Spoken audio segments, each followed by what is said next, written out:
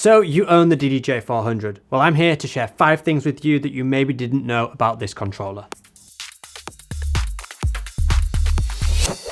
Hey, Jamie Hartley here from Crossfader, and in today's video I'm going to share 5 tips and tricks on the DDJ-400 with you. These are little hacks that you maybe aren't aware of that could improve your mixing, your technique, or your workflow. So without further ado, let's get stuck in. Just remember at the end to comment which one was your favourite or the one that you didn't know already. Let's go.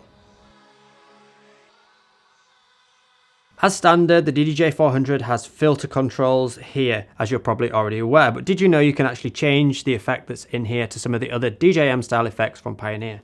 Head over to the software, open up your effects panel, and if you don't see the color effects panel, just go to the settings, go to view, scroll down, and here where it says effects panel, choose beat effects and sound color effects. Now you'll notice this pops up. We just click on user, toggle this down, and we can choose something like a noise. Make sure to activate it with this button, and then as you can hear, and you can create cuts like that. If you ever want to revert back, just make sure you go back to default, and then also make sure to click and activate the filter again, so the filter will be active once more. On the DDJ-400 we have pad modes such as hot cue or beat loop or beat jump. Now all of these modes have more options available to them, and you can access them with parameter buttons. Now you'll notice them on the screen here and here, but sometimes it's nicer to be able to do that on the controller, right?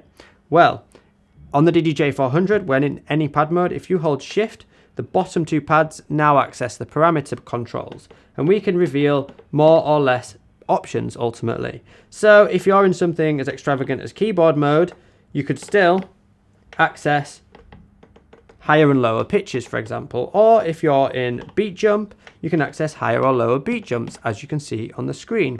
These are really useful buttons to really be aware of. You can find parameter buttons on higher end controllers because they have dedicated buttons, but here they're tucked away under a shift control. I'd like to just take the time to let you know about our dedicated Rekordbox courses designed for the DDJ-400. If you want to master your equipment, learn how to mix and get creative on the DDJ-400, then check out these courses on our website. There will be a sneak peek at the end of this video. As you're probably already aware, the DDJ-400 has an effects channel here, but you can only ever select one effect at a time. If you want to select more effects, we've got to go into the pad effects mode, which is shift and beat loop or beat jump for pad effects 1 or 2. Now when in this mode and a track is playing, we can hold any of these pads and it will apply effects, but once we let go of the pads, the track continues. Now we can actually lock these effects on. All you need to do is hold the pads, go onto a different pad mode. Now I can release and they're locked on. I can continue mixing, doing whatever else I want to do, or even apply beat effects from this channel to the opposite side. If you ever want to turn them off, this track is finished, but if you do ever want to turn them off, just go back to your pad effects mode, you'll see they're lit up, toggle them back off.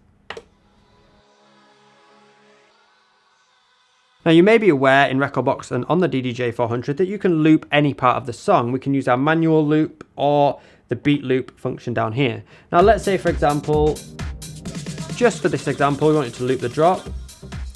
We've set up a loop here, and that's great.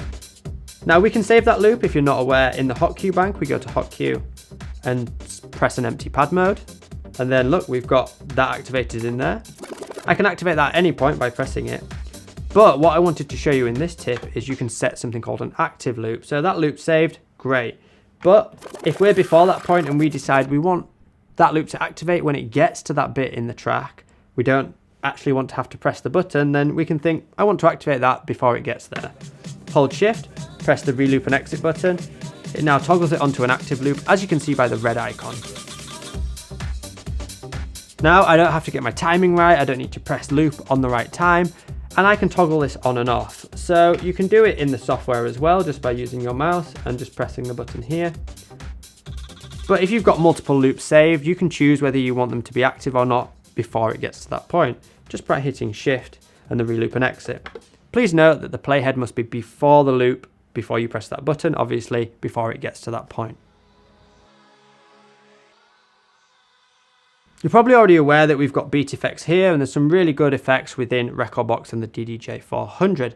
However, we can spice them up a little bit. If we've got any effect active, if I open my panel and just show you, We could add an echo on, very common effect. But now we can add a release effect to that effect and turn it off in a cool way. When the effect's active, if I hold shift and press the on-off switch, have a listen what happens. And let go, the effect is turned off, and it added a vinyl break as well. Now there are a few different ones to choose from. If we look at the software, move across from these three effects, and we see this last one here that says vinyl break. Now you have vinyl break, echo, or backspin. So you can choose any of these. You can choose a beat parameter, how long you want it to last, say 4 beats. Now I can have echo on, and it applies a backspin. If I'm not using echo, obviously I could have echo as a release effect and then release the other effects with an echo as well. So there's some really good options to choose from in there. Just shift and the on and off button and then release. I hope you enjoyed those 5 interesting tips. Please let me know which one was your favorite below, or which one you didn't already know before watching this video. If you own a DDJ-400 and want to learn more techniques when it comes to DJing, for everything from beginner techniques to creative techniques, then check out our online DJ courses. There's a sneak peek inside and some more free lessons if you sign up via the link, or you can just head over to our website to check out more. We're here to help you level up as a DJ and take your journey further. Thanks for watching, and I'll see you in another DJ tutorial very soon.